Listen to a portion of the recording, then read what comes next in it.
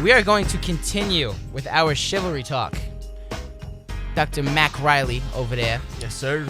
And in studio, we welcome a very special man in my life, okay?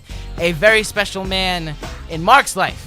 A very special man in the Office of Student Leadership's life. A Mr. Dustin Rife. How long is this show? This show goes till 7. Okay, just making sure. Yeah, Just making I sure. promise I'll get you to the wife and the baby before dinner, okay? I was just wanting to preface, if this was back during the Civil War era, we couldn't be in the same room. You know that, right? Since What? you're No, from what? New Oh, York, that's right. You're right. and I'm from Virginia. Exactly. Commonwealth of Virginia. Right. Now, me being from New York, has that, driven you crazy yet? It has changed my thought on those from the North. Let's say that in a positive way. In a positive way. So all 5 of you listening at 5 o'clock this Friday. Oh, Rife. Wow. I'm Justin just Rife's playing. got jokes. I'm Now, just playing. I'll say this. Now, I told you, as far as prefacing you for coming on the show, okay? That we've been talking about chivalry and whether it's dead or not, and if it's dead, did women kill it? As far as that's concerned, what is there still such thing as a gentleman? And, whenever anybody talks to Dustin Rife, you can tell that you know what you're doing when it comes to, with your wife. You're an amazing husband, amazing father as well. Let me just ask you a few questions as far as what we've been going through, okay? Okay. First of all, how do you know if a woman likes you? Just this translation errors. You ask her. You ask her, okay. You got to be man enough to say, "Hey, do you like me?" And if she doesn't, just move on to the next one. Yeah, you move on. Okay. Now, in Lynchburg, where is an ideal first date? Ironically, this time of year, it is Scaremare. Scaremare. Yep. Okay. Now, how does Scaremare translate into your ideal first date? It is a true test on how if the young lady likes you or not, okay? You have to hold hands when you go through the house or you'll get lost, okay? So that's not the test in and of itself. But when you leave the house itself, if she lets go of your hand immediately, you're gone, okay? But if she hangs on, even for a couple more seconds longer, there might be some hope there worth pursuing. And that's an easy way just to test to see if a girl likes you or not. So you gotta be man enough to ask her to go, though, Claudia. Don't worry. Call me out on the radio, Dustin Rife. Look at them. Anyway, where did you and Kristen, your lovely wife, where did you go for your first date?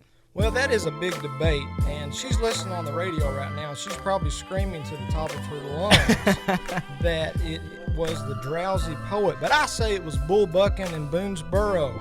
I remember that night distinctively because we watched a guy that didn't have on a face mask, because you can tell the ones that ride the bulls professionally, they have on those masks because they know they can get bucked off. Mm-hmm. And this guy had on a cowboy hat, looking all cool and everything, got his eye popped out. That's how I remember that date, and we had cowboy hats on. It was pretty cool. This was your first date with Kristen? Well, officially Drowsy Poet, yes, but I would like to say because the guy got his eye popped out, that's more of a man. So that was the most memorable part. Yeah. Okay. Yeah. Now let me ask you, being a resident director here at Liberty, being the RD for the Square, shout out to the Square real quick, dorms 25 to 30. Not the Circle. Not but the Square. Circle, East 25 to 30. Has that, hurt as far as, do you guys still have time for each other as far as, you with your responsibilities, her with the baby? Has that hurt you guys at all? It really hasn't, Claudio. It's forced me to prioritize my time better for when I do leave this campus, and I have 269 guys that I know are watching all the time. And I know how you started out saying I was a great husband and everything. Behind closed doors, I do make mistakes. We all do, but you got to be man enough to admit that you made the mistake. That's right. And that's what separates the men from the boys. And I'm trying daily to make that transition from boyhood to manhood. Okay, that's a good point. First step is admitting that you made a mistake. Now, real quick, we're gonna go back to something Mark and I did a couple weeks ago, and it's your ideal first date. Okay.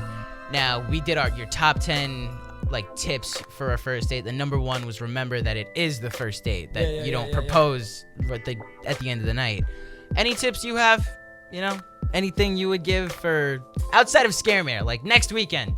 Okay. Let's say she held your hand a little bit longer. Okay. And then next you go out on a date. I would say just kind of tell about yourself, about what you want to do after college. And if you don't know, say you don't know, okay? It's okay if you don't know.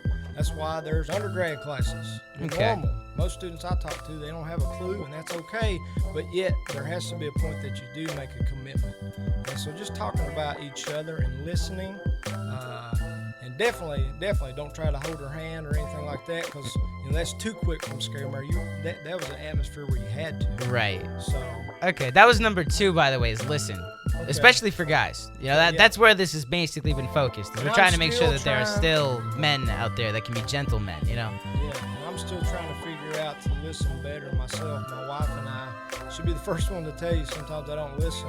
Well, and all men don't. If you're listening on the radio right now, you're probably talking or doing something yourself. You're not listening to us. So I'm trying my best to be slow to speak.